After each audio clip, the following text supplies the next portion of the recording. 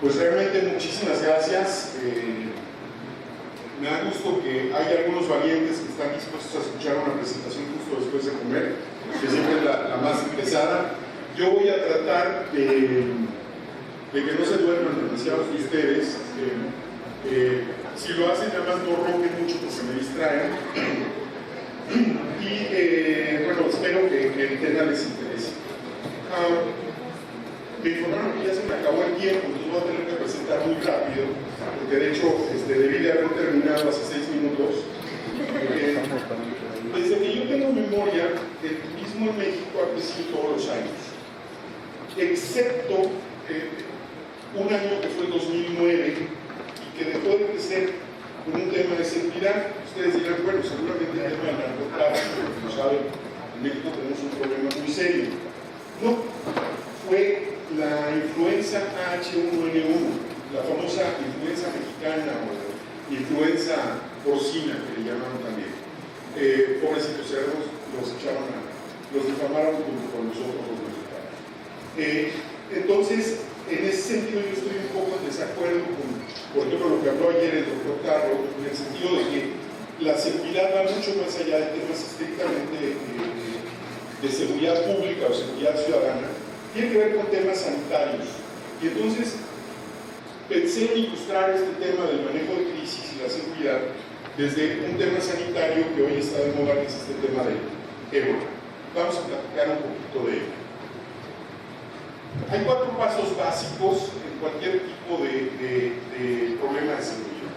Vamos a hacer un análisis de riesgos primero, que es a qué nos estamos enfrentando, luego un plan de seguridad que es cómo vamos a prevenir los daños que esto nos puede ocasionar, un plan de crisis que es qué hacemos si las cosas salen mal, o sea, si algo sucede a pesar de todo, y un plan de comunicación que es cómo generamos una percepción de seguridad, porque donde sí estoy totalmente de acuerdo con el doctor Carlos, es hay una diferencia entre la seguridad objetiva y la seguridad subjetiva.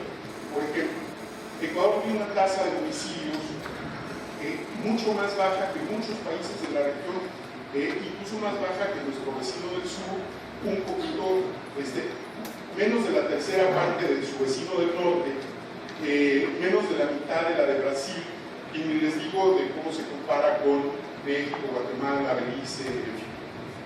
Y sin embargo hay una percepción de inseguridad, porque esa percepción es relativa a la experiencia previa de nosotros. Yo incluso me atrevería a afirmar que probablemente los colombianos se sienten más seguros que los ecuatorianos, a pesar de que tienen más del triple de homicidios más que Ecuador.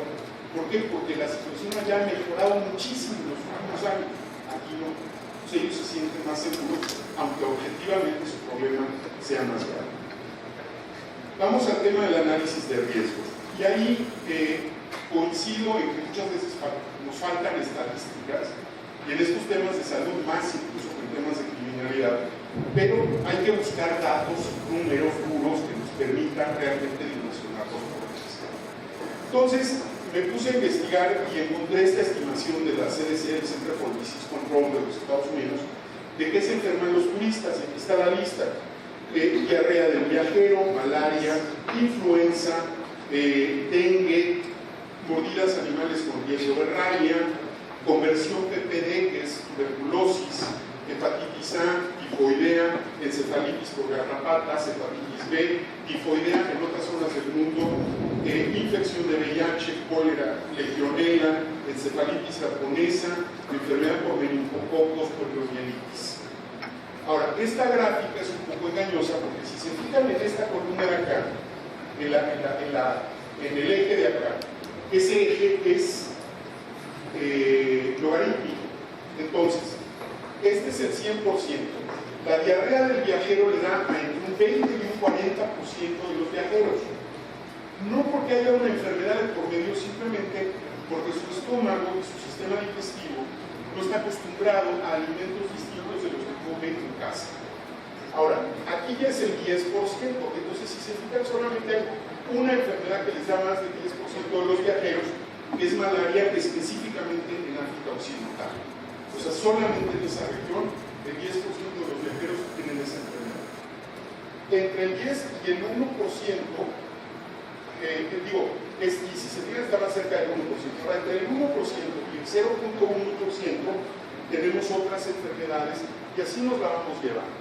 Y entonces cuando vemos cosas así que suenan espantosas como legionela, como la encefalitis japonesa, con enfermedad por meningococos, estamos hablando del 0.001% o menos de los viajeros. Entonces, ojo, eso significa que, salvo la diarrea del viajero, la mayoría de los turistas están a salvo de enfermedades. Ese es el mensaje de esta lámina. Sigamos con las estadísticas. ¿De qué se mueren los turistas en el exterior? Este es un estudio epidemiológico hecho por, publicado en el Annals of Emergency Medicine. Se refiere a los años del 75 y 84. Les digo, no son perfectas, pero son las estadísticas que tenemos. ¿De qué se mueren los turistas? De un infarto, o sea, de enfermedad cardiovascular, heridas no intencionales, enfermedades infecciosas solo el 1%.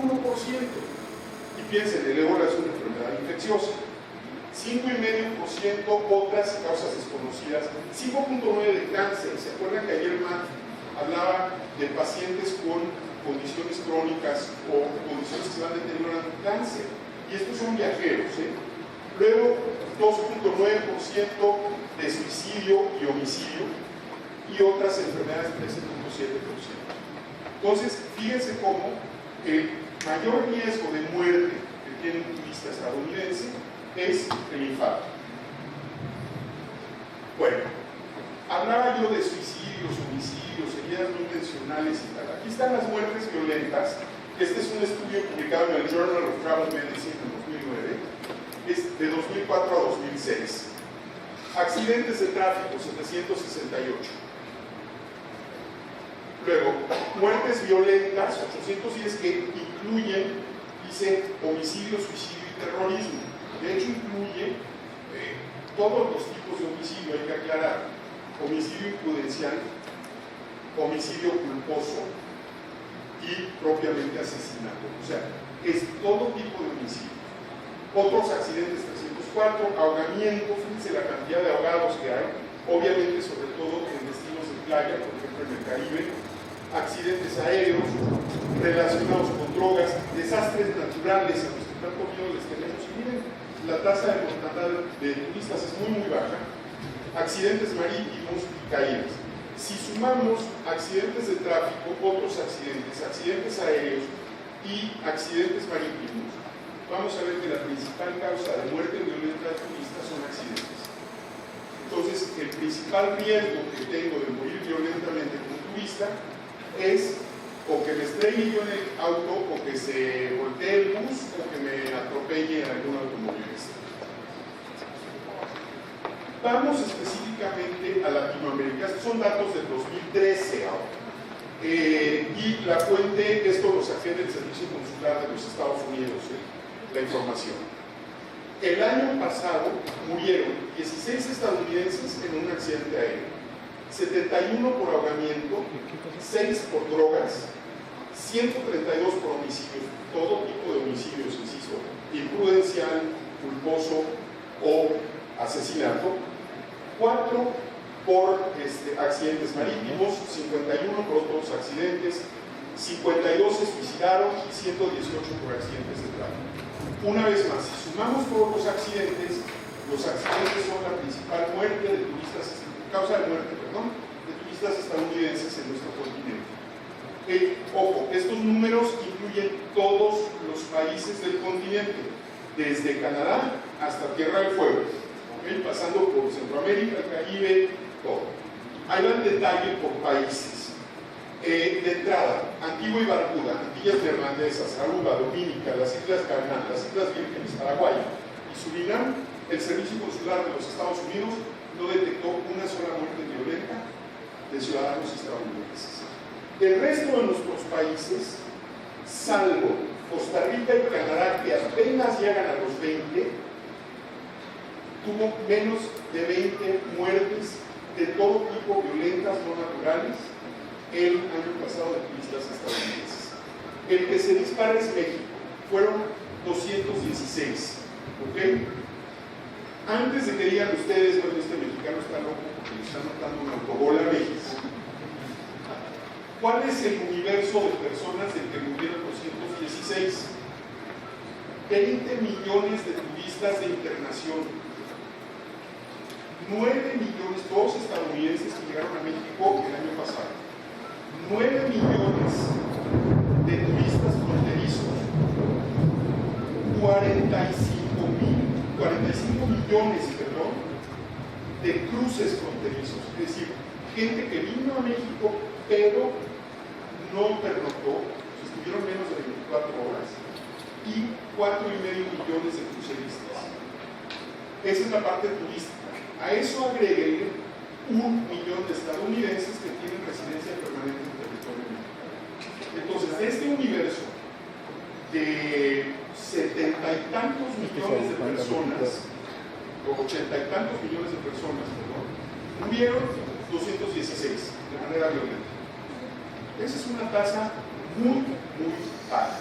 Y lo mismo sucede, digo, les doy el dato particular de Ecuador, digo, supongo que no se alcanza a leer la gráfica. Cuba fueron 4, por ejemplo, y eso que Cuba no tiene relaciones con Estados Unidos. En Ecuador fueron 3. ¿Ok? Digo, nada más para que tengan la referencia. Bueno, hasta aquí hablé de un montón de cosas que no tienen nada que ver con el ébola, por una razón muy simple. En el continente americano, a excepción de Estados Unidos, no hay un solo caso de ébola. Me enfoqué en nuestros países. Pero bueno, ya que mi ponencia supuestamente sobre el ébola, ¿qué está pasando realmente con el ébola? Entonces, vámonos a Sierra Leona, Liberia y Guinea, que son aquellos países donde está hoy por hoy el brote. Senegal y Nigeria, ya la Organización Mundial de la Salud dijo que están libres de él. Bien, aquí estamos comparando distintas cosas. Vamos a ver. Enfermos de ébola en Sierra Leona, 57 de cada 100,000. En comparación, enfermos de VIH, no, sí, es VIH, sí, por supuesto. VIH, 965 de cada 100. Enfermos de malaria, 19,027 de cada 100,000. O sea, casi 1 de cada 5 en Sierra Leona tiene malaria. Y 1,304 que tienen tuberculosis. Entonces, si se fijan, la tasa de morbilidad por ébola en Sierra Leona es mucho más baja que las de VIH, malaria o tuberculosis, que por cierto, su tratamiento son todas enfermedades igualmente mortales que el ébola. Mismo caso en Liberia, mismo caso en Guinea. Mortandad, 20 personas de cada 100,000 han muerto por ébola en Sierra Leona, contra 43,500 de cada 100,000 que mueren al año. Es decir, es menos del 0,01% de las muertes en Sierra Leona se deben al ébola. No quiero decir que el ébola no sea grave, es muy contagioso y tiene un alto grado de mortandad. Lo que quiero es que pongamos en perspectiva con números duros la histeria mediática que ha generado el ébola. En los propios países donde está el problema, hay problemas de salud mucho más graves que el ébola. Bien, ya que analizamos el riesgo, hay que hacer un plan de seguridad, que es medidas de protección. ¿Qué podemos hacer con los riesgos? Podemos evitar el riesgo. En este caso, ¿cómo podríamos evitar el riesgo del ébola? Impedir los viajes. Tan fácil como eso. Si nadie viaja de África a nuestros países, nunca vamos a tener ébola. Ahora imagínense el costo que eso tiene. A mí me parece que Estados Unidos está optando por eso, impedir vuelos de África, particularmente de estos países de África afectados, al territorio estadounidense. Eso me parece una estupidez enorme que yo creo que tiene un costo económico, sobre todo para estos países, pero eventualmente para Estados Unidos, y sobre todo va a tener un costo enorme de imagen para Estados Unidos en el oeste de África. Y si se pone uno a pensar, la imagen que tiene ya Estados Unidos en el mundo árabe no es como para estar ganando más adeptos a esa imagen en otras regiones del mundo. ¿Cómo reducir el riesgo? Ahorita hablamos de cómo hacer eso. Dispersar el riesgo. Dispersar el riesgo es lo que hacen las tortugas marinas. ¿Ustedes han visto un nido de tortugas marinas en la televisión? y cómo salen el mismo día todas las tortugas, son como 100 tortugas que salen del río, que andan todas tratando de llegar al agua.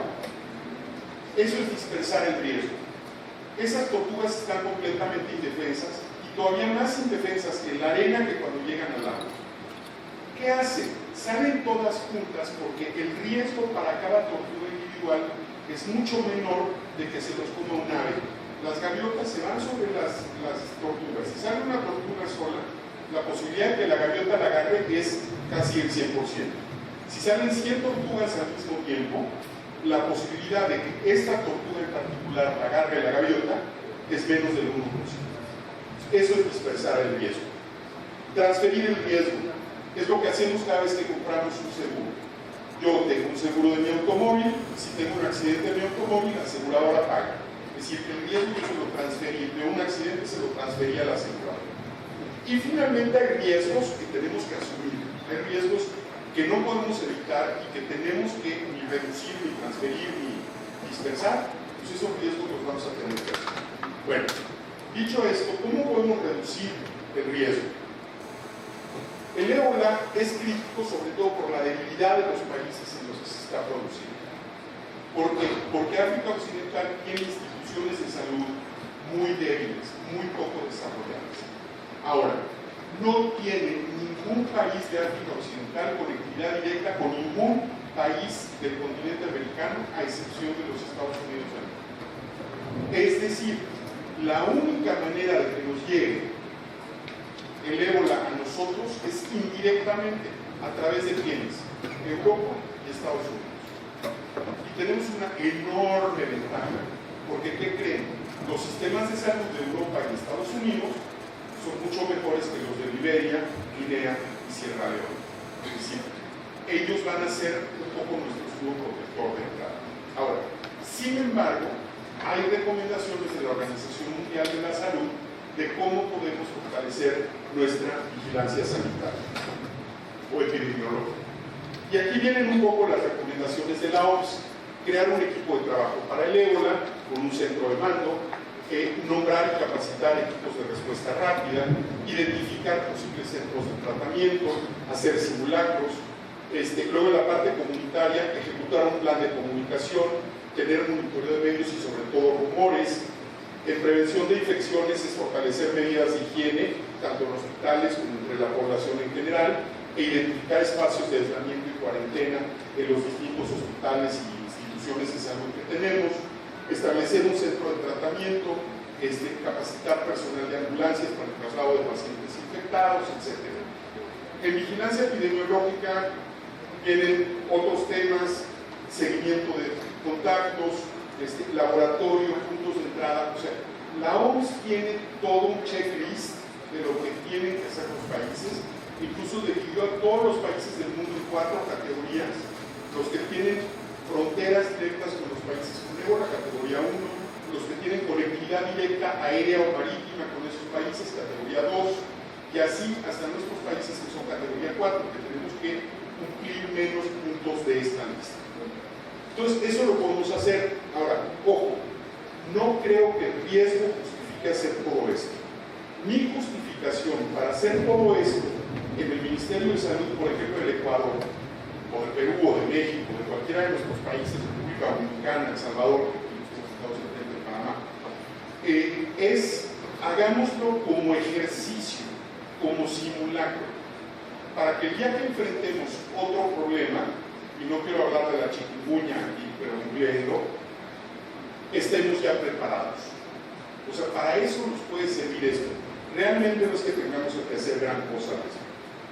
Bien, ¿cómo voy a hablar de manejo de crisis del ébola si no hay crisis del ébola en nuestros países? Bueno, vámonos a donde sí la hay, es decir, a África Occidental.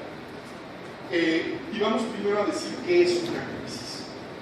Una crisis es un evento o una serie de eventos, por ejemplo, el ébola es una serie de eventos, una serie de casos, que amenazan con un impacto negativo, que puede ser inmediato o de largo plazo. Eso es muy importante. No nada más es el impacto inmediato, sino también de largo plazo en finanzas, imagen, reputación o relaciones con empleados, clientes u otros interlocutores de la organización o del país. ¿Okay? ¿Qué tienen de característico las crisis? Dos cosas muy importantes. La dimensión es inesperada, o sea, te agarra por sorpresa. Y los plazos para tomar decisiones son muy cortos. ¿Ok? Hay 4 ingredientes que tiene la crisis, eso está aquí sí. Uno, son muy complejas. Una crisis como por ejemplo la del 11 de septiembre de 2001, por hablar un ejemplo que sí es de seguridad, es muy compleja. Son muchísimos factores que intervienen en una crisis de ese tamaño. Segundo, conflictos de interés. Quienes ayer fueron tus aliados, hoy son tus enemigos, o cuando menos te están cuestionando.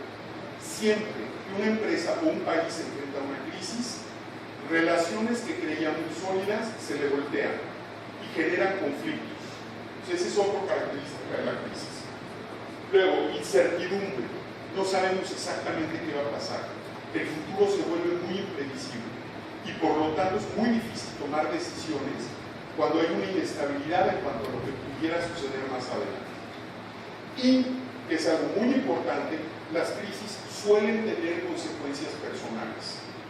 Cuando una empresa tiene una crisis, típicamente está en juego el cuello del director general. Cuando un país tiene una crisis, hay muchos políticos que ponen en juego su carrera. Entonces, o sea, las crisis también tienden a crear, si las resuelve uno bien, y fortalecer, o destruir carreras si no las resuelve uno. Entonces, uno tiene que aprender a tomar decisiones en situaciones muy complejas, con mucha incertidumbre, con conflictos, o sea, donde no estamos en un plan amistoso, y además donde está en juego la propia reputación, la propia carrera, a veces el propio empleo. Se está uno jugando literalmente la vida. No todo el mundo está hecho para tomar decisiones en esas condiciones, pero así es esto. ¿Qué es manejo de crisis? Manejo de crisis no es un procedimiento de A, B, C, D. ¿Por qué? Porque si les estoy diciendo que la crisis es imprevisible, pues ni modo que tenga yo un procedimiento de paso 1, paso 2, paso 3 para algo que no puedo prever. Es imposible que lo pueda prever. Entonces, es más un marco estratégico, una forma de pensar, una metodología para resolver situaciones imprevistas. ¿Qué tenemos que hacer? Identificar el problema, el riesgo, las vulnerabilidades, establecer una estructura de dirección para resolverlo, proporcionar planes de trabajo específicos con acciones específicas, agilizar la toma, ejecución, seguimiento y evaluación de decisiones y organizar todas las actividades de respuesta. Las crisis son multidimensionales, como la seguridad multidimensional de la que han hablado aquí mis compañeros. Las crisis también son multidimensionales. Tenemos temas de continuidad de operaciones, que seguir dando servicio, respuesta a emergencias, atender a las personas que se ven enfrentadas a la emergencia, tenemos problemas de comunicación, atención a víctimas. Consecuencias jurídicas, no hay crisis sin abogado. Cada vez que hay una crisis va a haber un juicio. Entonces hay una parte jurídica, hay implicaciones financieras, hay implicaciones comerciales si somos una empresa. Entonces todos esos elementos hay que resolverlos de manera coordinada. ¿Con qué objetivo? Inspirar confianza y proteger la marca. Y antes que me digan, oye Miguel, sí, bueno, pero eso aplica para las empresas que son las que tienen marcas registradas, les tengo que decir, no señor, Ecuador también es una marca. Es una marca para los turistas, es una marca para los inversionistas, es una marca para los políticos y los ministerios de relaciones exteriores de otros países. Esa es una marca que tenemos que proteger. Ir respondiendo en muchos niveles. Hay un nivel operativo donde es la respuesta en emergencias, apagar el incendio, recoger a las víctimas, atención médica, búsqueda y rescate, todo ese tipo de cosas, policía. Hay un nivel de soporte, que es garantizar la continuidad de las operaciones y proporcionarle a quienes están llevando la emergencia, la respuesta en emergencia, todos los recursos que puedan necesitar. Hay un nivel estratégico. ¿A dónde queremos llegar al término de esta crisis? ¿Cuál es la estrategia para resolver el problema? Hay una tarea de recuperación. Tiene que haber un equipo trabajando en la recuperación desde que empieza la crisis. No es como que tengo la crisis, resuelvo la crisis y luego me pongo a pensar cómo le vamos a hacer para la recuperación. La recuperación, tengo un cliente que está en una zona de muchísimos huracanes. Este cliente tiene en un búnker seguro todo el equipo que necesita para preparar su planta, es una planta industrial, después de un huracán, desde antes del huracán. De tal manera que cuando pasa el huracán ellos abren sus bodegas seguras, sacan el material y echan a andar la planta de inmediato. Entonces, esa es la recuperación. Todo para regresar a una nueva normalidad. Después de una crisis no hay marcha atrás, no vuelves a la normalidad anterior, vuelves a una nueva normalidad. Si manejas bien la crisis, esa nueva normalidad, tú vas a contribuir a formarla. Si no, esa nueva normalidad te la van a imponer fuerzas externas. Ok, para eso, entonces ya que estamos manejando la crisis, hay que definir un objetivo claro. Esta es la Coalición Global de Respuesta al Ébola, organizada por Naciones Unidas. Tienen un objetivo muy claro: parar el ébola en 6 a 9 meses y evitar su crecimiento internacional. Y luego, reducir la complejidad. Parar el ébola suena una tarea muy abstracta, muy general, muy compleja. Entonces, Naciones Unidas la partió en 5 pedazos. Parar el brote, tratar a los enfermos, asegurar servicios básicos, preservar la estabilidad política de los países y prevenir otros brotes del ébola. Entonces, lo rompimos en pedazos y ya se empieza a volver un poco más manejable. No voy a entrar en todo el detalle del plan que hizo Naciones Unidas, que está muy bueno, la verdad. La página web la pueden buscar como Global Ebola Response Coalition. La verdad está muy interesante la página. Pero esas tareas luego se reducen. Entonces, tenemos la tarea de parar el brote y tiene 3 tareas, 3 factores críticos, digamos, que es identificar y trazar a los enfermos, es decir, identificar que alguien está enfermo de ébola y saber con quiénes estuvo en contacto para tratar de anticiparnos a que presenten síntomas.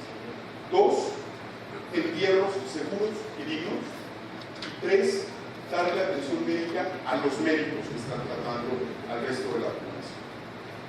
Entonces lo parten y generan mapas, gráficas, etcétera, etcétera. Por ejemplo, hace 2 semanas, aquí que es el tema de entierros dignos y seguros, decía 65% de 100%.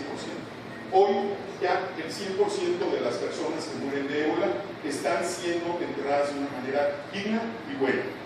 Estos son cantidades de dinero que se han ofrecido y entregado y desembolsado, etcétera, etcétera. O sea, cada tarea tiene que tener indicadores bien específicos. Es impresionante el trabajo global. Ustedes saben que Cuba y Estados Unidos no son precisamente los mejores amigos, a pesar de que son vecinos. Cuba, una isla de 11 millones de habitantes, comprometió 450 médicos, de los cuales más de 160 ya están en Liberia, que son más médicos que ningún otro país del mundo. Y el día de ayer, el secretario de Estado de los Estados Unidos, John Kerry, dijo que es admirable el compromiso que Cuba ha mostrado. O sea, fíjense como enemigos de 50 años hoy se están entendiendo por esta crisis. Bien, ya que estamos resolviendo la crisis, tenemos además un reto de comunicación. Ojo, hay mucha gente que confunde el manejo de crisis con comunicación. No, señor. Manejar la crisis es resolver el problema, no hablar del problema. Pero esa solución del problema tiene un componente de comunicación. Aquí están algunas portadas de periódicos ingleses sobre la epidemia de ébola en Gran Bretaña. Que no hay casos de ébola en Gran Bretaña, tienen ustedes toda la razón, eso no les impidió publicar al respecto. O sea, eso es lo que estamos viendo de histeria en algunos medios. Un miembro de la Casa de de la Cámara de Representantes de los Estados Unidos, republicano, y vaya elecciones en 2 semanas en Estados Unidos, se le ocurrió la brillante idea de que yihadistas islámicos del Estado Islámico de Irak y Siria van a ir a México con el virus del ébola, que quién sabe de dónde lo van a sacar, y cruzar ilegalmente la frontera para contagiar a Texas de ébola. Eso lo dice en serio un miembro del Congreso de los Estados Unidos. Ah, se me olvidó, porque Obama no ha cuidado correctamente la frontera. Ahí está la cola política de toda esta invención del señor. Bien, ¿cómo funciona el tema de la percepción y el turismo? Esta es una industria muy vulnerable a crisis económicas, desastres naturales, brotes de violencia, epidemias, muchas otras cosas. Pero tiene una gran fortaleza en la recuperación de los efectos adversos. Lo dijo Santiago ayer y yo estoy totalmente de acuerdo. Nos pegan, somos los primeros afectados muchas veces por un evento adverso, pero también somos los primeros que nos recuperamos los ministerios. Ahora, el turismo entonces es muy sensible a esta percepción de riesgo y a una falta de seguridad y protección. Finalmente, el consumidor le mete mucho dinero a sus vacaciones y quiere sentirse seguro. Con la seguridad va a tener un papel en su toma de decisiones. Nadie va a ir a un destino porque es seguro, porque el destino tiene que ser atractivo, pero sí van a dejar de ir a un destino si es inseguro. En ese sentido tenemos que comunicar. Hay un punto de comunicación por principio. Vivimos en países democráticos y abiertos y entonces tenemos una obligación de rendir cuentas e informar. Pero también tenemos que informar porque es rentable, porque nos conviene. Una institución que es transparente y abierta tiene más credibilidad, más confianza por parte de la gente, tiene mejores relaciones, tiene aliados, saca más jugo a su inversión en comunicación, motiva a su propia gente, cultiva buenas relaciones con todo el mundo y está más protegida en un caso de crisis. Accidentes aéreos. Si a una aerolínea, bueno, en México tenemos una que se llamaba TAESA, los mexicanos le decían Tardesa, la línea que no regresa. ¿Okay? Cuando TAESA tuvo un accidente aéreo en el estado de Michoacán, el público mexicano, ¿qué dijo?